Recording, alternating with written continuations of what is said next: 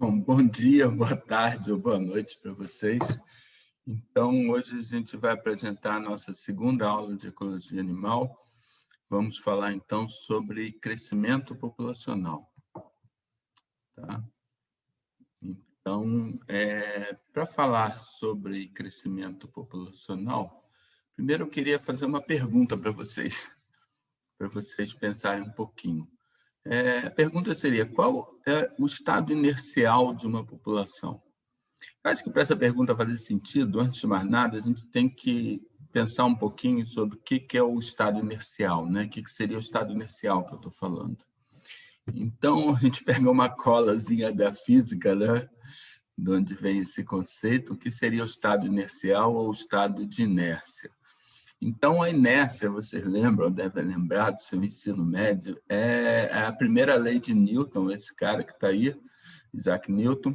Então, a primeira lei de Newton é a inércia, é a tendência de um corpo permanecer em repouso ou em movimento uniforme, a menos que alguma força haja sobre ele. Tá certo? Então, isso seria a inércia. O estado inercial seria, então, o estado em que o corpo permanece se nenhuma força está agindo sobre ele. Tá? Agora, qual seria o estado inercial de uma população? Como, então, uma população permanece se nenhuma força ambiental estiver agindo sobre ela, né? Então, a gente poderia pensar, eu acho que o estado inercial de uma população, se nenhuma força estiver agindo sobre ela, seria a estabilidade. Mas será? Vamos pensar um pouquinho sobre isso. Então, vocês lembram da aula passada da nossa metáfora sobre a população como uma conta corrente, né?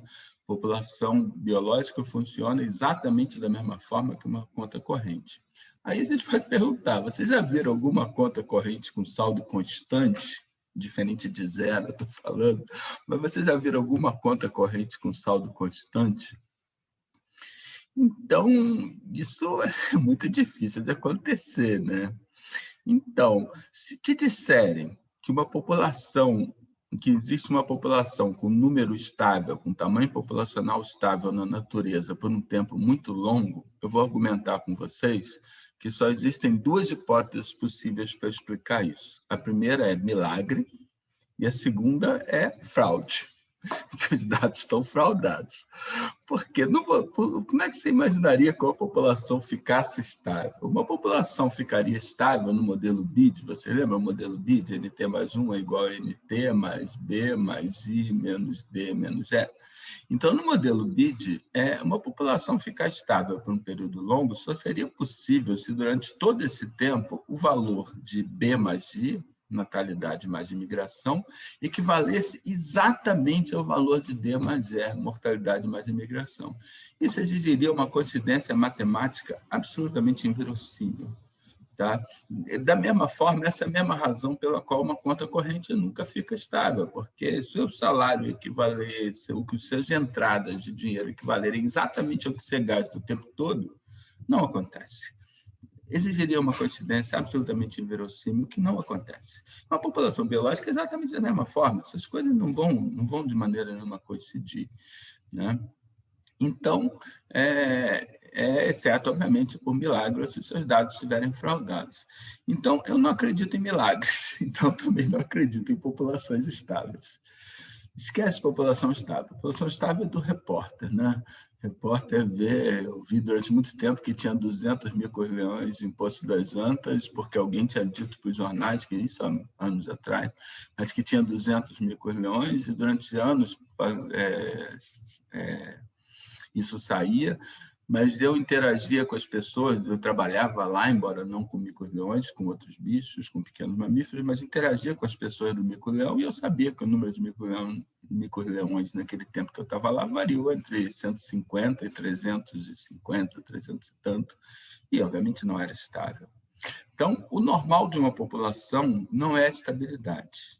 Okay? O normal de qualquer população é variar o tempo todo.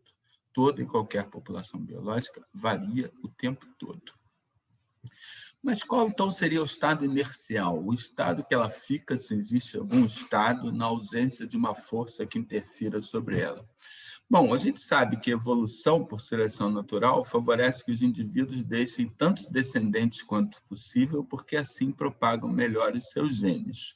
A gente sabe isso, né? A tendência da evolução através de seleção natural é selecionar os organismos para deixarem tantos descendentes quanto possível, porque assim propagam melhor os seus genes para as gerações seguintes. A propagação diferencial de genes para as gerações seguintes é o que a gente chama seleção natural, tá? Que a unidade, então, sobre a qual atua a seleção natural é o gene, e ela propaga certos genes em vez de outros alternativas, outros alelos, né? Isso é seleção natural. Então, a gente tem aí esses bichos maravilhosos, rodentes, é claro, voos, né? Para exemplificar, com um tamanho de prole de 5 aí. E a gente sabe que existe uma coisa que seria chamada taxa de reposição, ou seja, se cada indivíduo tivesse, se cada fêmea da população tivesse 2 filhotes e pouco durante a sua vida, 2 filhotes e pouco para compensar a mortalidade infantil, isso seria suficiente para repor as perdas e manter a população estável. A gente sabe que o potencial reprodutivo de qualquer espécie na natureza é vastamente maior que a sua taxa de reposição. Essa, então, foi uma das percepções fundamentais do Darwin, inclusive. O potencial reprodutivo de cada espécie é vastamente maior que a sua taxa de reprodução. Portanto, a menos que alguma força, como competição, predação, doenças ou escassez de recursos, a impeça a tendência de qualquer população, seu estado inercial é o crescimento. Toda a população vai tender a crescer até que as circunstâncias ambientais a impeçam. Beleza? Isso é a tendência de toda e qualquer população biológica. Agora, como ocorre o crescimento, né? Como ocorre o crescimento de uma população? Então, aí a gente vai começar a falar um pouquinho sobre o crescimento exponencial, e aí eu vou fazer para vocês 5 afirmações sobre o crescimento exponencial, que eu quero que vocês pensem e respondam, né? Então, não vou poder ver suas respostas agora, mas vou dar um tempinho para vocês pensarem e responderem se vocês concordam ou não concordam com cada uma dessas 5 afirmações. Então, primeira afirmação: crescimento exponencial é um crescimento muito rápido. 2, é uma situação anômala, que mostra que há algo estranho com a população em questão. 3, existe uma aceleração da taxa de crescimento durante o crescimento.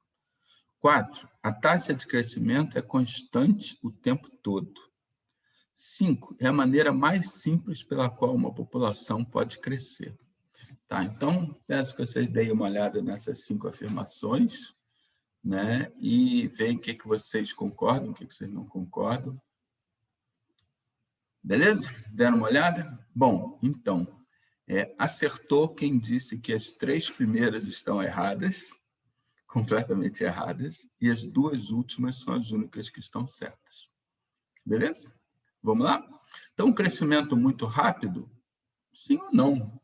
Depende da sua taxa de crescimento. Se a sua taxa de crescimento for 0,1% em 1 milhão de anos, é um crescimento muito lento. E vai ser exponencial da mesma forma, né? Na verdade, crescimento exponencial pode ser rápido, mais ou menos, ou lento, dependendo da taxa. 2, é uma situação anômala que mostra que há algo estranho com a população em questão. Não, em absoluto. É o default, é o mais simples de acontecer. Vejamos o último item. 3, existe uma aceleração da taxa de crescimento. Não, não existe. Justamente o que define um crescimento exponencial matematicamente, crescimento exponencial é aquele cuja taxa de crescimento é constante. A taxa de crescimento per capita, o que é pleonasmo, isso é taxa, porque taxa é o crescimento dividido pelo tamanho da população, então é per capita, então toda taxa é per capita, obviamente. Então, a taxa de crescimento é constante o tempo todo. Isso é o que define o crescimento exponencial. E 5, é a maneira mais simples pela qual a população pode crescer. Maneira mais óbvia, o default, o que vai acontecer, porque é a maneira mais simples de crescer. Então, vamos ver como isso funciona. O jeito mais simples de modelar esse crescimento populacional, então, é usando um modelo discreto, que descreve a variação descontínua da população. Discreto do em inglês seria discrete model. Discrete quer dizer sem sobreposição de gerações, com uma variação descontínua, né? Então, você tem descontínua, quer dizer que você tem informação apenas para unidades de tempo inteiras. Então, t igual a 0, t igual a 1, t igual a 2, t igual a 3. Só nesses pontos você tem informação sobre o que está acontecendo, tá certo? Então, uma variação descontínua. Isso vai ficar mais claro quando eu mostrar a forma. Para isso, então, a gente usa lambda, um parâmetro chamado lambda, que é a taxa reprodutiva líquida, que é essa letra grega que está aí.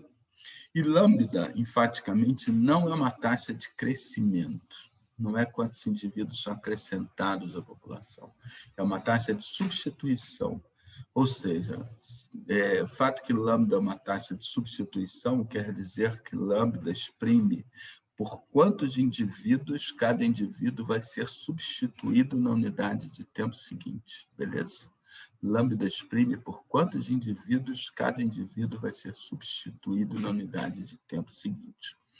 Então, a gente tem, por exemplo, que N1, número de indivíduos da população, tamanho populacional da população na unidade de tempo 1, é igual a N0, que é o tamanho da população no momento 0, vezes lambda, porque cada indivíduo em N0 vai ter se substituído por lambda indivíduos para você chegar a N1. Então, por exemplo, você tem N2 é igual a N0 vezes lambda. Você pode ter, por exemplo, que lambda seja 2, então cada indivíduo vai ter substituído por 2. Então, N1 é igual a N0 vezes 2. O que é N2? É igual a N0 vezes lambda. Quer dizer, N0 vezes 2 vezes 2, N0 vezes 4. Tá? Então, N2 é igual a N0 vezes lambda ao quadrado. Tá certo? Simples, faz sentido. Se você tiver mais uma unidade de tempo, novamente você vai multiplicar por lambda, no nosso caso 2. Aí você teria N0 vezes 2, que seria 4, vezes 2 de novo, que seria 8. Então, N3 é igual a N0 vezes lambda, vezes lambda, vezes lambda. Portanto, N3 é igual a N0 vezes lambda elevado ao quadrado, ao cubo. Vocês estão me acompanhando? N3 é igual a N0 vezes lambda elevado a 3, elevado ao cubo. Então, a gente pode escrever isso indefinidamente, mas é mais fácil generalizar, e assim a gente chegou, de forma razoavelmente tranquila, à nossa primeira fórmula. A gente só vai ter duas nessa aula, eu prometo. Então, NT é igual a N0 vezes lambda elevado a T. Um tamanho populacional depois de T unidades de tempo é igual ao tamanho populacional inicial vezes lambda, que é essa taxa de substituição, elevado a T, que é o número de unidades de tempo. Bastante simples, né? NT é igual a N0 vezes lambda elevado a T. Esse, então, é um modelo para crescimento exponencial com variação descontínua. E não há mistério, quer dizer, às vezes a gente se assusta com fórmulas matemáticas, coisa e tal, né? Nós biólogos não estamos tão acostumados a lidar com isso, e, enfim, é difícil para todos nós, mas no fundo é bastante tranquilo se a gente entende o que está acontecendo. Não há mistério, está acontecendo é isso. 1 se multiplica por lambda, que é 2, vai dar origem a 2, continua se multiplicando pela mesma taxa, isso define um crescimento exponencial, que é aquele cuja taxa de crescimento é constante. Então, se multiplica por 2 de novo, vai dar, então, 4, por 2 de novo vai dar 8, por 2 de novo vai dar 16, é isso que está acontecendo.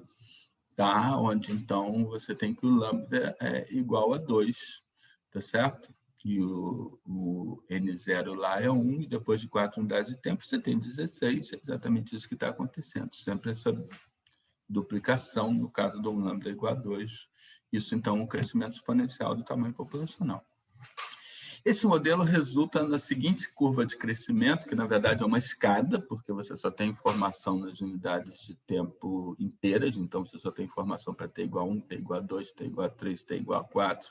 Então, na verdade, se você fosse mais precisa, não seria exatamente uma curva, mas seria uma escada, onde você teria degraus cada vez mais íngremes, vocês estão me acompanhando, você vai de 1 para 2, depois você vai de 2 para 4, de 4 para 8, de 8 para 16. Você tem degraus cada vez mais íngremes, porque o tamanho populacional sobre o qual você atua está sempre crescendo, embora a taxa de crescimento seja sempre a mesma, seja sempre duplicação. Tá? Então, na verdade, você teria uma escadinha com degraus cada vez mais íngremes, mas é muito difícil você achar isso nos livros. Normalmente as pessoas representam dessa forma, um tanto imprecisa, como essa curva pontilhada, porque não é uma variação contínua. Então, o Rzão aí chama-se taxa reprodutiva líquida, né, que é lambda, sinônimo de lambda, né, é o próprio lambda. Então, é o mesmo modelo que eu falei para vocês, só que na figura que eu achei aí está o Rzão em vez do lambda. Então, Nt igual a N0 vezes Rzão elevado a T. R maiúsculo, então, é sinônimo de lambda, né? Então, Nt igual a N0 vezes lambda T, ou Nt igual a N0 vezes Rzão elevado a T, é o nosso primeiro modelo de crescimento exponencial. Agora, uma maneira mais sofisticada de modelar seria para populações com reprodução contínua. E, no caso, para situações em que você tivesse informação sobre o tamanho populacional em qualquer momento. Tamanho populacional, sua variação, mesmo em intervalos de tempo, tendendo ao infinitesimalmente pequeno. Quando você tem um modelo que tenta explicar uma variação, mesmo com intervalos de tempo tendendo ao infinitesimalmente pequeno, vocês se lembram disso? Vocês têm outra invenção do Isaac Newton, que é o cálculo diferencial, né? O cálculo. Então, você tem as ferramentas do cálculo, no caso, é uma derivada, né? Um modelo de derivada, né? E então, para você ter esse modelo para variação contínua, tá? O que a gente faz? A gente teria, então, taxa de natalidade e mortalidade instantânea. Vamos considerar população fechada, por simplicidade, ecologicamente fechada, que a gente não tem nem imigração nem migração. Agora, a gente tem taxas de nascimento e mortalidade instantâneas, então, o delta-T, a diferença de T entre os dois pontos tendendo a zero, vocês se lembram do cálculo diferencial, da noção de limite, né? Então, podemos ter um modelo de crescimento com variação contínua. E quando a gente fala de taxas instantâneas, com variações infinitesimalmente pequenas, e taxas instantâneas de natalidade e mortalidade, a gente usa minúsculas para diferenciar das taxas em períodos definidos que a gente falou anteriormente, né? Então, a gente tem taxas instantâneas seriam em minúsculas B e D. E aí a gente tem um modelo, né? Eu não vou mostrar para vocês a dedução desse modelo por falta de tempo tipo 2. Vocês sabem que professor tem dois tipos de falta de tempo. Então, o primeiro é quando o aluno pergunta, a aluna pergunta uma coisa que demoraria muito tempo para a gente explicar, teria que interromper a aula, coisa e tal. Aí a gente diz, não vou explicar por falta de tempo tipo 1. Segundo é quando o aluno ou a aluna pergunta uma coisa que a gente não faz a menor ideia, né, de como explicar, e a gente diz, bom, então eu não vou explicar por falta de tempo tipo 2. Mas, na verdade, nem é tão difícil assim, mas eu não vou aqui apresentar a dedução desse modelo, princípio por falta de tempo tipo 2, tá certo? Então, mas a gente define um parâmetro fundamental nesse modelo, que é Rzinho, R minúscula, que é uma figura altamente importante em ecologia de populações, que é definido como taxa intrínseca de crescimento natural. Então, o nome já está dizendo, ao contrário de lambda, é uma taxa de crescimento, que mostra quantos indivíduos estão sendo acrescentados na população per capita. Tá certo?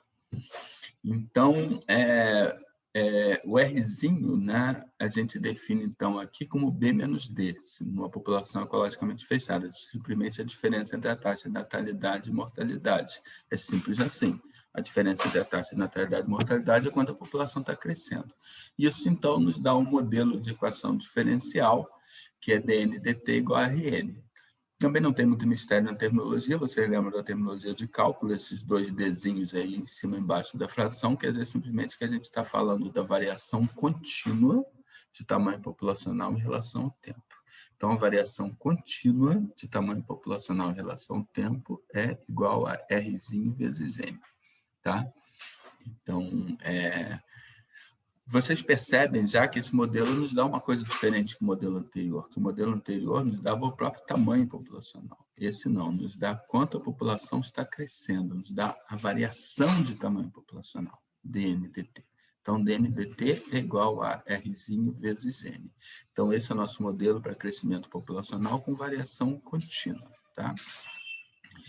E esse modelo resulta na bem conhecida curva J, que é uma das curvas mais de crescimento populacional mais conhecidas da ecologia. A outra, curva S, a gente vai ver na aula que vem. Então, o modelo DNDT igual a Rn resulta nessa curva, agora sim contínua, porque você tem, de fato, variação contínua, você tem informação para qualquer minúscula variação no tempo. Então, de fato, é uma curva contínua, porque você tem informação contínua o tempo todo, tá? E é a curva, então, a famosa curva J do crescimento exponencial.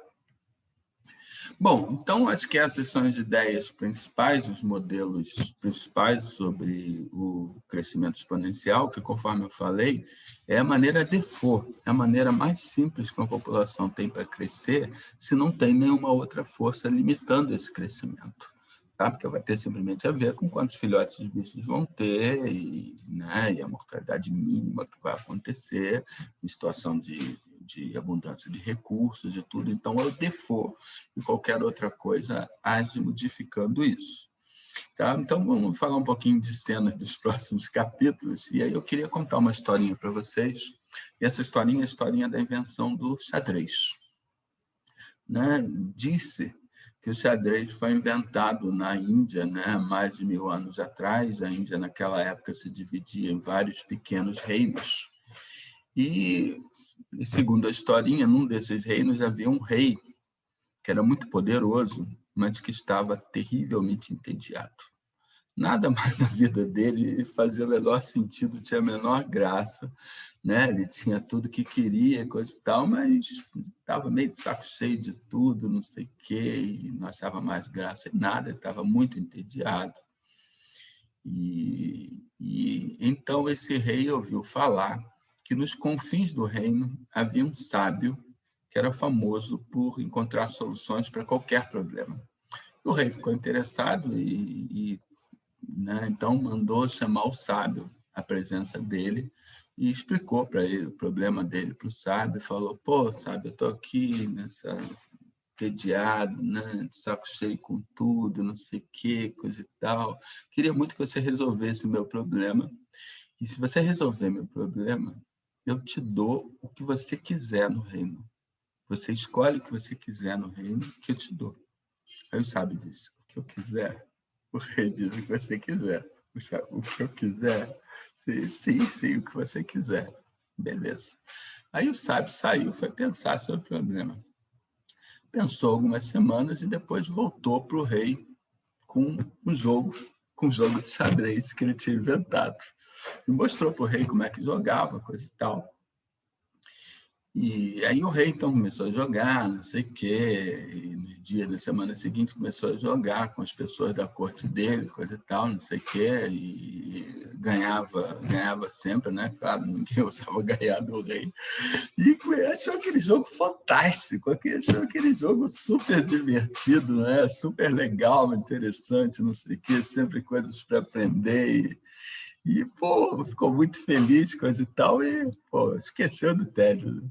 Aí chegou e mandou chamar o sábio de volta para sua corte e falou para o sábio: pô, sábio, esse seu jogo é muito legal, coisa e tal. Pô, é muito maneiro. Eu acho que esse jogo vai durar mais de 1000 anos. Eu acho que vai ter até série na Netflix desse jogo, coisa e tal. É muito legal, cara. E aí, pô, tá na hora de eu te dar a tua recompensa. Você escolhe o que você quiser, né? No reino que vai ser seu, né? Aí o sábio falou: o que eu quiser, o rei, o que você quiser. O que eu quiser. Sim, pode escolher o que você quiser. Então faz o seguinte, sabe? Chegou para o rei e propôs o seguinte: pega o tabuleiro desse jogo que eu bolei para você. São 64 casas. Bota 1 grão de arroz na primeira casa, 2 grãos de arroz na segunda, 4 na terceira, 8 na quarta e assim por diante. e até a última casa eu quero esse arroz. Né? E o rei falou, mas sábio, você está louco? Você podia pedir tesouros, terras, uma conta conjunta com os filhos do presidente. Você pede um bando de grão de arroz no tabuleiro de xadrez? Eu sábio, sim, é isso que eu quero. Aí o rei, bom, tá bom, se é isso que você quer, a gente vai te dar isso. Então, mandou os servos trazerem arroz e começarem a empilhar no tabuleiro. E, à medida que eles foram empilhando no tabuleiro, o rei foi ficando primeiro inquieto, depois alarmado, depois preocupado, depois de absoluto pânico, que ele percebeu que ele tinha se metido numa enrascada muito pior do que antes. Vamos ver quanto seria a soma desse arroz nas 64 casas do tabuleiro. Isso, na verdade, é uma exponencial, né, de base 2. Então, na primeira casa do tabuleiro, você tem 1 grão, que é 2 elevado a 0. Na segunda, é 2 grãos, que é 2 elevado a 1. E assim por diante, até que na 64ª casa, você tem 2 elevado a 63 grãos. Por propriedade de progressão exponencial, na casa anterior, você tem, na soma das casas anteriores, você tem o que você tem na última casa menos 1, se eu não me engano. Então, na verdade, você tem 2 vezes 2 elevado a 63, que é 2 elevado a 64. 2 elevado a 64, né, que vocês podem imaginar, esse número que eu não sei nem falar o que é isso, porque é muito mais do que 4 quilhões, ou 5 quilhões, ou 6 trilhões, sei lá, tentativamente 18 setilhões, alguma coisa, ou seja, 1,8 vezes 10 elevado a 19. Acreditem, é um número absolutamente gigantesco. 10 elevado a 19 é um número absolutamente gigantesco que vocês estão vendo escrito aí. Então, se todo o arroz do mundo não bastaria para pagar a dívida que o rei tinha acabado de contrair com o sábio. Então, moral da história, crescimento exponencial gera números absolutamente contraintuitivos, absolutamente desconcertantes, tá? Né? Absolutamente contraintuitivo que vai gerar uma coisa gigantesca dessa com tanta facilidade, com tanta rapidez. Então, crescimento exponencial contínuo, primeira ideia, crescimento exponencial contínuo é, obviamente, absolutamente incompatível com o sistema finito. Tá? Isso é uma mensagem muito importante. Né? Crescimento exponencial contínuo é, obviamente, absolutamente, gostemos disso ou não, incompatível com o sistema finito. E a segunda coisa é que nossa mente tem dificuldades para entender crescimento exponencial, porque não é o tipo de situação para a qual nós evoluímos para lidar. Nossa mente evoluiu para lidar com grandezas de anos, de décadas, de centenas de metros, de coisas que a gente consegue visualizar. A gente não consegue imaginar, por mais que vocês me digam, não consegue imaginar o que é 1 milhão de anos. Da mesma forma, a gente não consegue imaginar o que é um ano-luz de distância, a distância que a luz demora 1 ano para percorrer. E, da mesma forma, nossa mente está habituada mais a lidar com grandezas que são lineares, com processos que são lineares.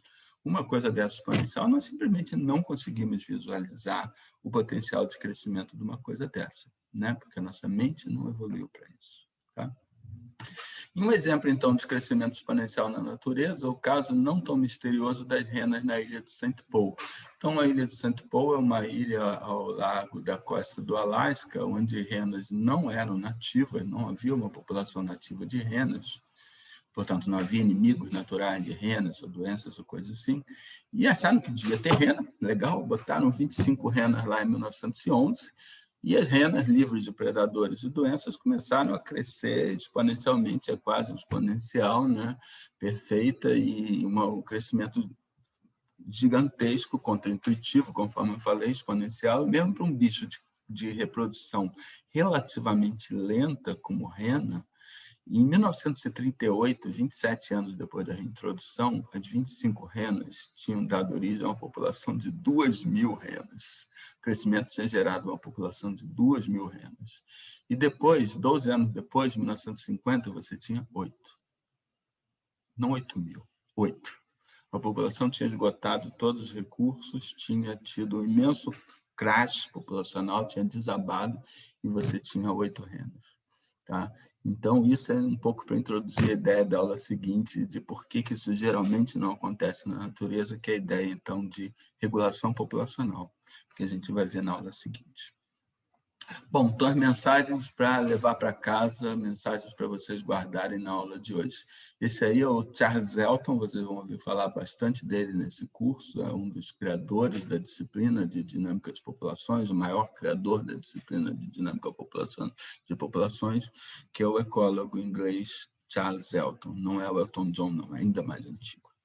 Bom, agora, mensagens para vocês levarem para casa. Qualquer população tende a crescer, a menos que algo a impeça, e não a ficar estável. Tá? Então, o estado inicial de qualquer população é o crescimento. Qualquer população tende a crescer e não a ficar estável. Tá? A maneira mais simples pela qual uma população pode crescer é exponencial. E o crescimento exponencial alcança tamanhos populacionais, alcança Ns profundamente contraintuitivos. Então, essas eram as coisas que eu queria que vocês guardassem da aula de hoje.